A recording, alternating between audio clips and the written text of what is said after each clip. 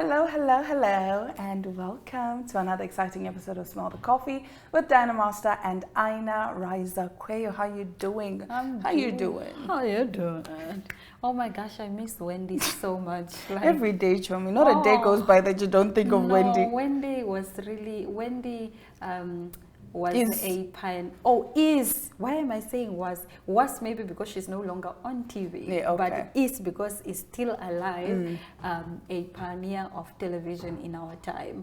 Like Wendy was that girl. Like I watched Wendy and I got inspired by Wendy. And Wendy was so messy. Oh! Wendy was the Wendy Williams show. I think let's refer to it as the Wendy Williams show. Yes. Was so messy. Yes. Oh my goodness. But I appreciated the fact that she kept it real. Yes. And Wendy, what she said at the time is currently happening now. Wendy was the first to call out Diddy on the Wendy Williams really? show. Yes, Wendy was speaking out against Diddy goodness. long time ago, and people thought, no, Wendy is just a hater. Yeah. But look where we are at now. Look where we are today. Yeah. So sometimes people aren't haters. Yes. Sometimes it's just that it's not the season for particular information to come out yet. Yes. They say there's no smoke without fire. Yes. So shout out to Wendy. You have inspired a great deal in us. We are on television because you were on television first. I mean, you taught us how to speak. You taught us rather how to be ourselves in front of the camera. And Wendy was not a perfect host. Wendy would make mistakes. Wendy would have language slip-ups, but Wendy was on TV every day. I think that's why people liked her. Yes. The like how real it was. Because, you know, when we watched the Oprah Winfrey Show, we loved the Oprah Winfrey Show because it was just perfect, you know, and it was well scripted and all of that. And then we came to the Wendy Williams show and it's just messy, you know, and the audience loved that messiness. I think Wendy they loved Williams how is real like she how is. you would have a conversation with your friend. Yes. At the pub, at a bar in town, in a taxi. Yes. It was real-time television. It wasn't rehearsed. It wasn't rehearsed. It was not, because if there's one thing we can read through now is when something is rehearsed. It's like, come on guys, give us something real. On a day-to-day, we don't speak like this. Whereas on the Wendy Williams show, that was, you know, as real as it gets. Even when a guest came on, she would not leave any questions. She would be there like, so Aina, what is this rumor of you being with another woman's husband? It's like, but Wendy, we can't be talking about this on air. And she's like, no, but this is what the people want to see. And she will ask you in your face. She will not go ask Aina about Diana. No. She will come and ask Diana about Diana. That's what I appreciated about him. And shout out to Wendy. Long live Wendy, long live. Yes. On that note, we will be right back with our top story, so stick around.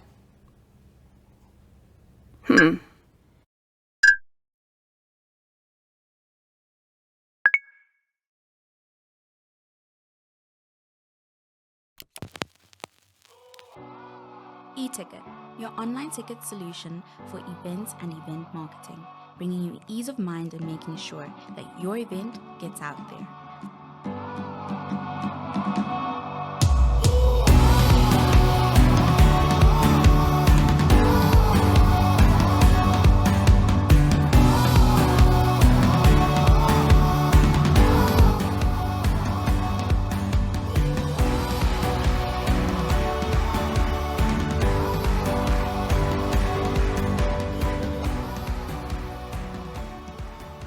For more information, contact events@nmh.com.na.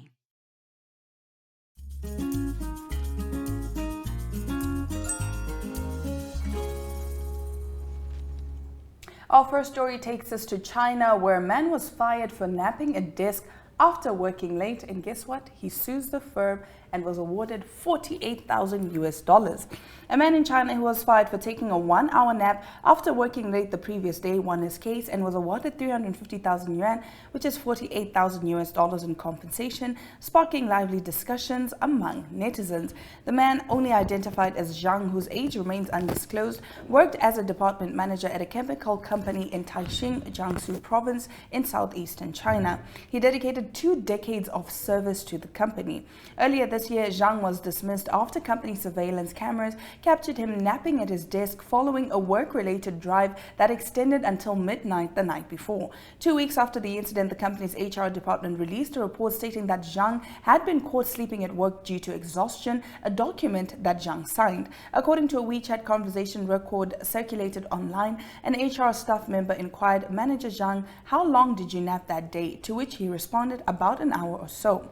Subsequently, after consulting the labor union, the company issued a formal dismissal notice to Zhang, citing a serious violation of company regulations. Comrade Zhang, you joined the company in 2004 and signed an open-ended employment contract. However, your behavior of sleeping on the job is a serious breach of the company's zero-tolerance discipline policy. Consequently, with the union's approval, the company has decided to terminate your employment, ending all labor relations between you and the company, the notice stated. Believing the dismissal was unjust, Zhang promptly filed a lawsuit against the company. In evaluating the case, the court recognized that while employers have the right to terminate contracts for violations of regulations, such terminations must adhere to specific conditions, including causing significant loss. Sleeping on the job was a first-time offense and did not result in a serious harm to the company, explained Zhu Qi, a judge at the Taixing People's Court. Furthermore, given Zhang's 20-year tenure at the company, characterized by outstanding performance, promotions and salary increases, it was determined that terminating him over a single infraction was excessive and unreasonable. Ultimately, the court ruled in favor of Zhang, ordering the company to compensate him with 350,000 yuan, an equivalent of $48,000. I mean, that's the first time he's sleeping, right? And he's sleeping after hours. He's sleeping. No. So he worked the night before, right? They kept him at work. Work kept him there until a little after midnight. Yeah. Then he came to work again I guess it's still the same day. So you probably went home, didn't even get enough time to rest because these people have to use probably the subway. So it was probably like a quick turnaround time. And then he came to work and then he took an hour nap. And then they were saying to him, "No, that's unacceptable. You're sleeping on company time and whatnot." And it's like, but he was working the night before. Yeah. It's unreasonable. It's unreasonable. We are employees, but we are also human beings. Yes. And we expect our employers to also show us some grace. We can't just be working 24/7 without rest. Sometimes we are only able to perform at our best ability if we are well rested. Exactly. Yeah. There was a story that we reported on, I don't know if it was this year or last year, where a manager actually said there was this one employee, he was very hardworking, and then suddenly his performance started slacking. And then the manager asked, "What's the matter?" And then he actually explained that no, he was going through a lot at home and whatnot. And the manager just decided, "You know what, I'm going to give you 2 weeks off to go sort out whatever it is that you need to sort out." When he came back, this man was on top of his game. Yes, I think our bosses should be people-centered and just not profit-centered. Yes. If you take care of your employees, they'll take care of your company for you. Exactly. They are going to outperform because they are well taken care of. Imagine working for 20 years. You take a 1 hour nap and they're like, "No, you're fired." I think it's maybe personal. Perhaps they just wanted to fire him. Maybe. And now they didn't know how to fire him. So they were, sometimes people can look for the smallest thing to dismiss you. And not even look for, most of the times they're waiting for you to slip up. So they're watching your every move like a hawk. So that little slip up, Aina spent 15 minutes in the bathroom today.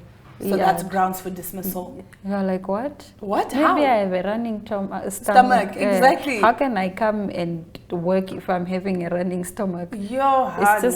But nonetheless, speaking of work, somebody who is definitely in her bag when it comes to working, Lupita Nyong'o is the latest bold-faced name to join the buzzy ensemble of Christopher Nolan's next film.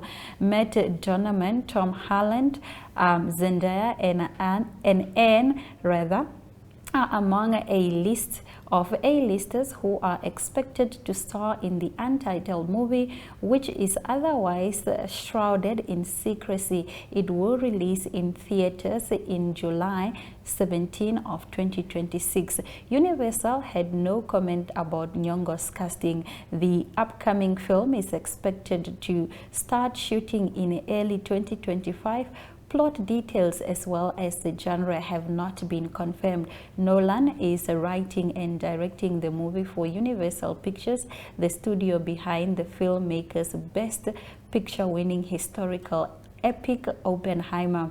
Nolan was awarded the first directing Oscar of his career for Oppenheimer, a 3-hour rated period piece about the creation of atomic bomb. In addition to the award glory, the film won 7 Academy Awards in total. Oppenheimer became a box office juggernaut with $975 million globally. Now, Nyong'o, an Oscar winner for The 12 Years of Slave, has yet to work with Nolan, but she recently collaborated with Universal on this false, unexpected box office triumph, The Wild Robot. So, yeah. To also work with Christopher Nolan. Casting news. I don't know who that is, but... Amen. To also work with Christopher Nolan. To work with some of the biggest, best directors in Hollywood. Oh, You're man. well. I receive. Thank you, Chami. I receive. We'll look back at this video. Yeah. Like, we called this. We called this. I can't wait. But congratulations to her. Congratulations to everybody that's been cast. It seems like it's a star-studded cast. You said Tom Holland is in there. Zendaya is in there. I don't want to act with my boyfriend though. Yo. But I guess it will be fun on set. You're so. Seeing each other every day. You're working together. But we're likely to get bored of each other. Because they say distance makes the heart grow fonder. I can't just be in your vicinity 24/7. Not vicinity. This is why I can't even date an actor. I can't date a fellow actor. Yeah. I will not be able to survive. You will be jealous. There's the jealousy, there's just, I think it's mostly the jealousy. You would be definitely jealous. As we already know you, you must go and tell these things to your friends. As we know you personally, so, my dear. Not you calling me out on TV, but fans, you heard it here first from Aina, that I am the jealous type, super, super jealous, which is why I cannot date a fellow actor. That's that on that. On that note, let's take a quick ad break and then get into our guest segment when we come back.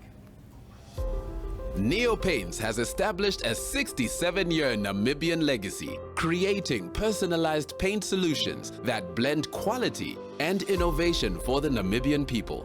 We pride ourselves in being a 100% Namibian-owned company, investing in our country and our people by employing and empowering true Namibians. With every brushstroke, Neo Paints commits to our quality guarantee and always delivering a coat of excellence. At Neo Paints, we always stay true to our country. We are as Namibian as you.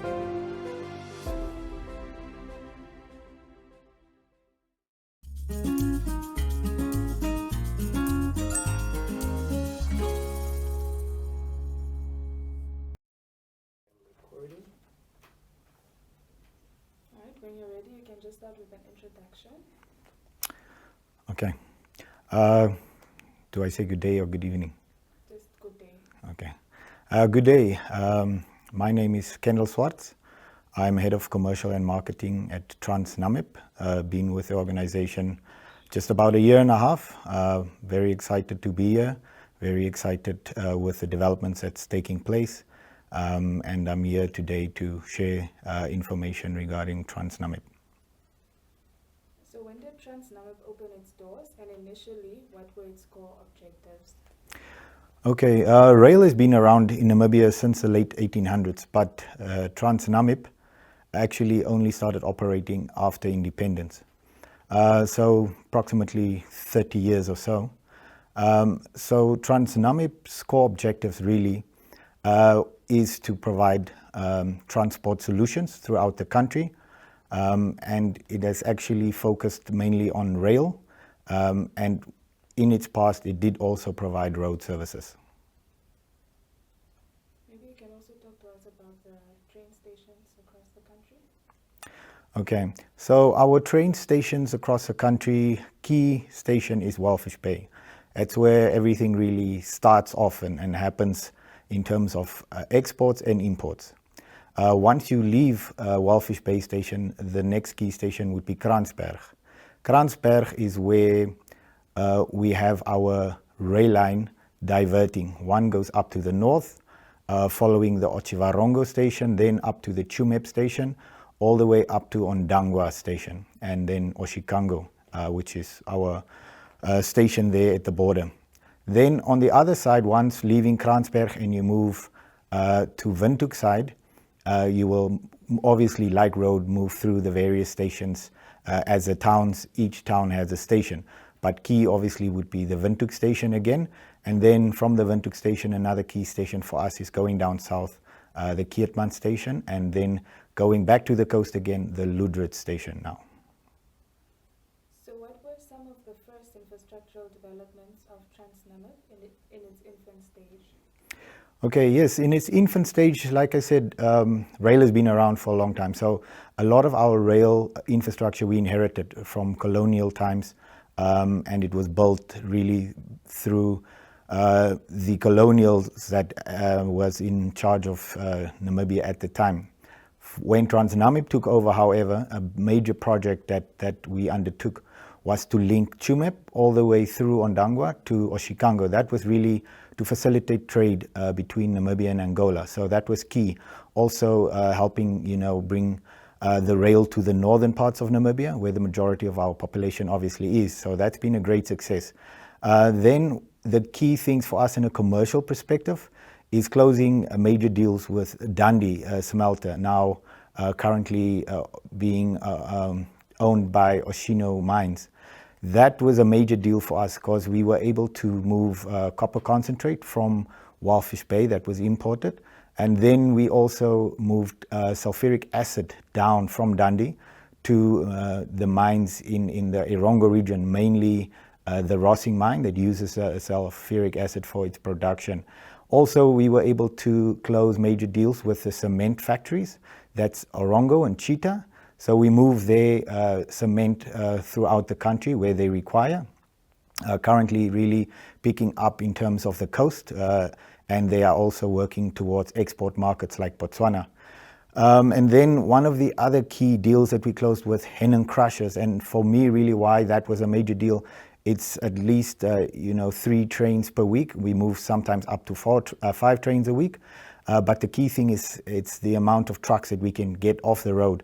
So moving that construction materials, and if it's on the road, it really congests that road, and it's a very dangerous road already. So I think that was critical for us to make sure that we could get it on rail. What have been some of the most historic events in the existence of Transnamib?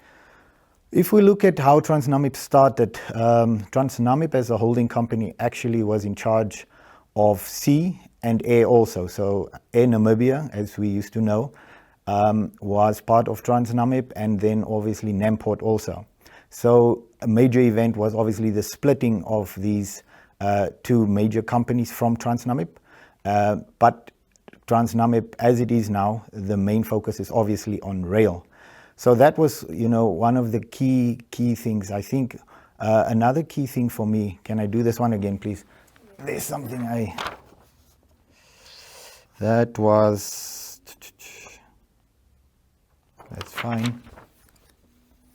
What number question is that? Number 3 3. only.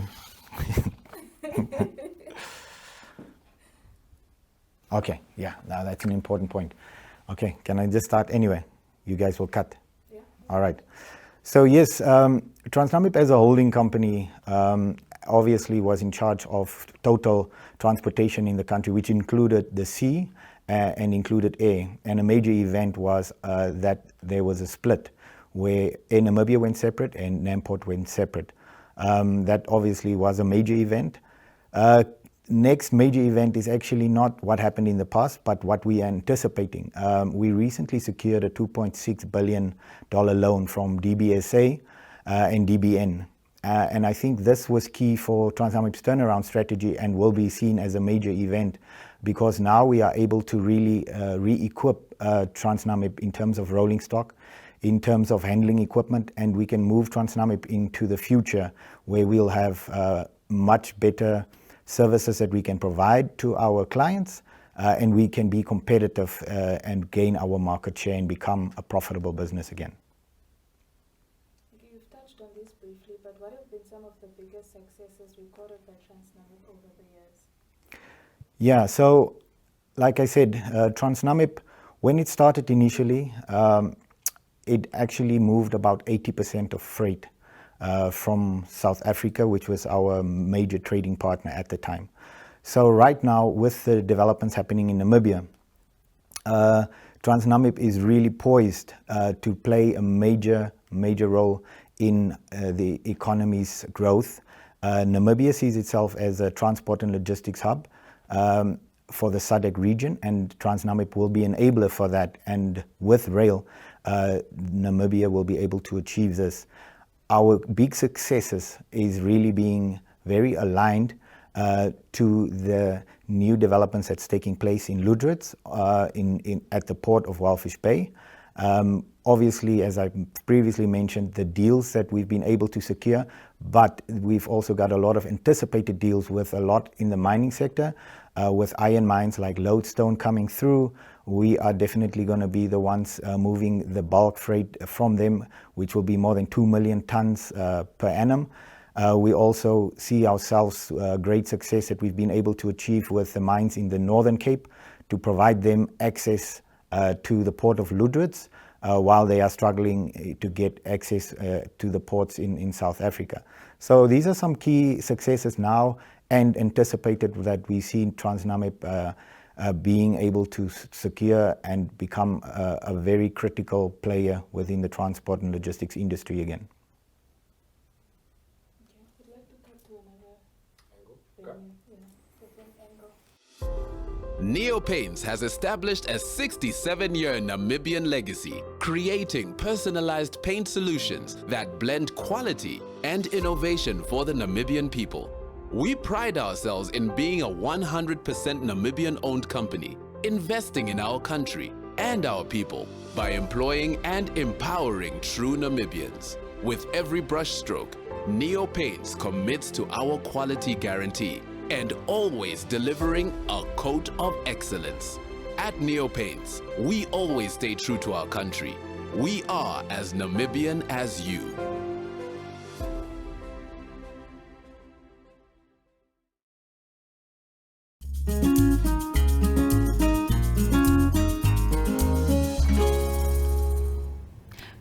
Well, thank you so much for watching our show today. We appreciate you for spending your December with us. We will see you tomorrow, same time, same place.